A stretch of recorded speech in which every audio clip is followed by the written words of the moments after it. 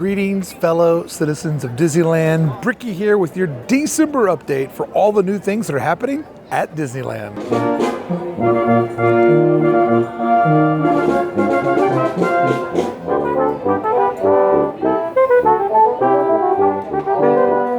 Well, friends, it's that time again. Candlelight has shown up in Town Square in Main Street, USA, and it's been doing this since 1968. This Saturday and Sunday, a Christmas tree of 600 choir singers will appear on the stage, and a celebrity will read the story of Christmas from this podium. I was fortunate enough to be invited to go to this one year when I was an illustrator for the Wonderground Gallery. And let me tell you, when that invite came in, it hit my heart so hard, because this is something that Walt wanted to create to thank all the people that had worked throughout the year to make Disneyland extra special. And at that point in my career, to be on that list and to be able to be invited was phenomenal. And being a certified Christmas junkie and not being from California, getting to experience the holidays at Disneyland is always extremely special to me, but being a guest for the Candlelight Procession was extraordinary. When the 9 pipers piping, or whatever number it is, popped up on the top of the Main Street train station wearing sashes with the Disneyland D on it, it's just one of my greatest California Christmas memories. And that was the year that I had been hired to illustrate the Main Street train station. So it just kind of all came together, and I got to meet one of my favorite celebrities of all time, the voice of Disneyland, Mr. Bill Rogers. I told him, I'm like, hey, I don't ever ask celebrities for a photo, but I'm going to do it twice. I did it with Richard Simmons, and I'm going to do it with you. And his reply was, I don't have to put on jogging shorts, do I?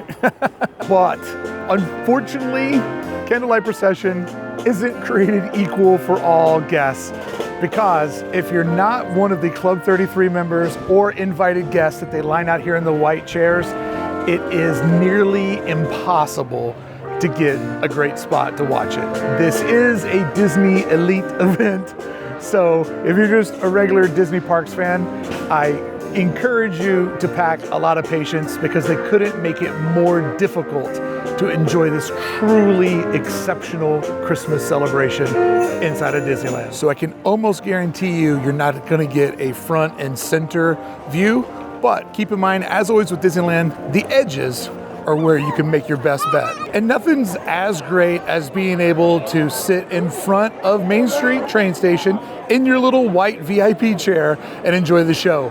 But a second best experience, or a runner-up that will take a lot less of your time and patience, is the choir of 600 singers. Before it gets to the train station, it works its way down Main Street, USA.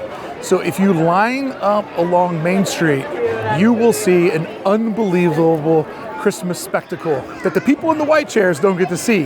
And that is a choir of Christmas singers coming down Main Street. It will be the only thing that you see. There will be 600 of them, and it will make you feel the holiday spirit unlike any other thing you can do at Disneyland. So that one is for the people of Disneyland, even though the white chairs are for the elite. But also keep in mind that with this comes a lot of crowding, a lot of difficulty getting in and out of the park, unless you monorail. But it's magical and creates such headaches.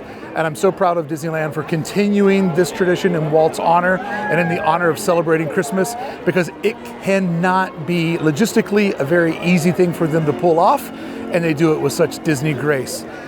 Candlelight Procession this Saturday and Sunday. Show up with a strategy, show it with patience, and enjoy the holidays. Thank you.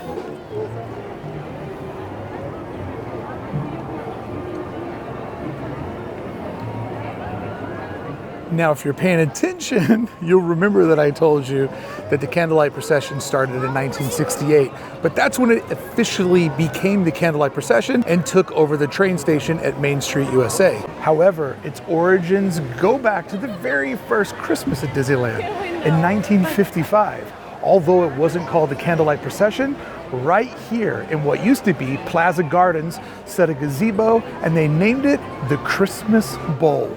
And the Christmas Bowl had a band, it had singers, they did the story of Christmas, and it all happened right here. unofficially official. This is the beginning of Candlelight Procession. This is the home of the very first Christmas at Disneyland when the park didn't have a budget. Garland, a couple of smaller Christmas trees, some cutouts out of wood, and a band here singing Christmas songs in the Christmas Bowl.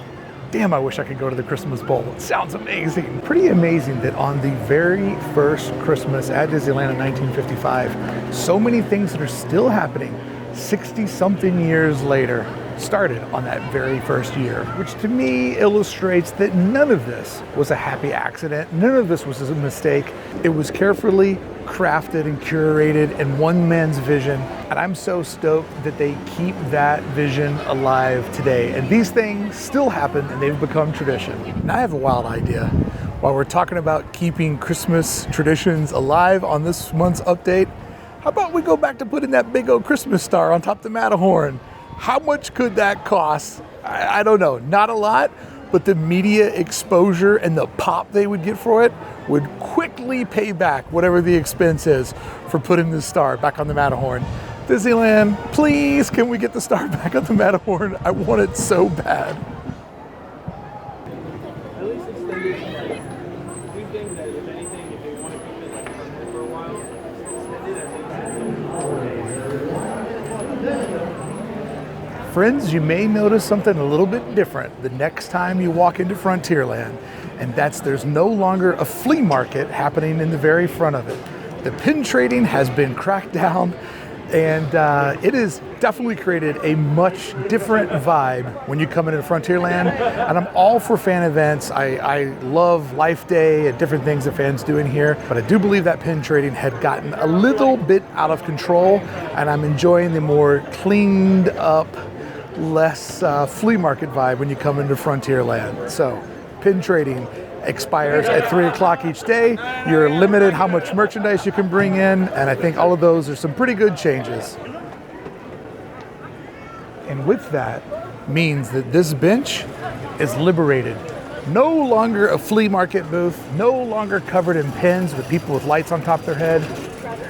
This bench is back to being used for sitting the way it was intended. Let the sitting begin.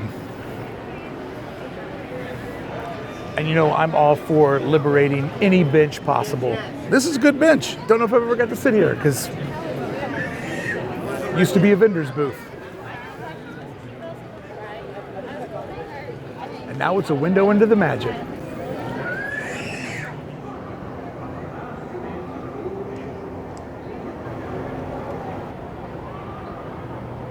All hands on deck.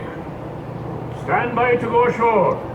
Disneyland during the holidays is back to being extremely, extremely busy, as it is each and every year. It's just a great reminder to always come with a little bit of patience and understand a few things that'll help you navigate the park a little bit better. Be aware of parade times at 3:30 and 6:30.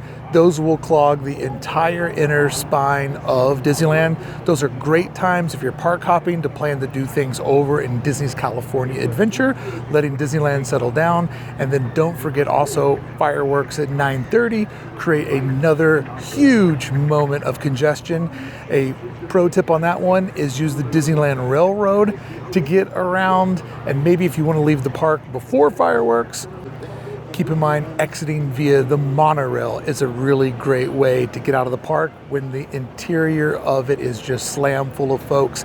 And last but not least, if you have someone in your life like I do with my wife who just isn't a fan of big crowds, here's a new thing that has developed. You can get on the monorail around, say, 8:45, 9 o'clock. You can take it to downtown Disney, and then when you go to downtown Disney, you can hang out at the new Palm Breeze Bar at the DVC Tower or one of the different downtown Disney establishments. Have some drinks, have a late dinner, have a snack, let the fireworks crowd pass, take the monorail back in when it reopens around 10 o'clock, and you avoided a lot of confusion, congestion, and the type of things that can get that person in your life that hates crowds going, maybe we just go home. No. we never go home. We stay till close. If you don't shut it down, why even show up?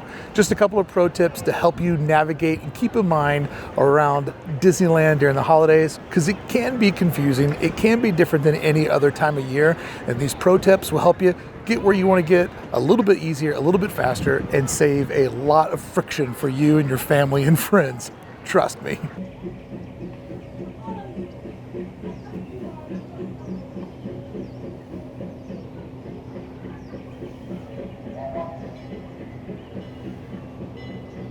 And speaking of the holidays and the crowds, let's also talk Magic Keys for a moment. All tiers of Magic Keys will be blocked out the final 2 weeks of December, which means only ticket buyers can come into the park. And if you look over at the inventory of tickets that are available, there are a lot. Last time I checked, I'm not really sure that any day had sold out for tickets, but Magic Key reservations have been very hard to get this time of year, and there are none for those final 2 weeks. So if you are coming in from out of town, I do anticipate those 2 weeks around the holiday season to not be totally insane.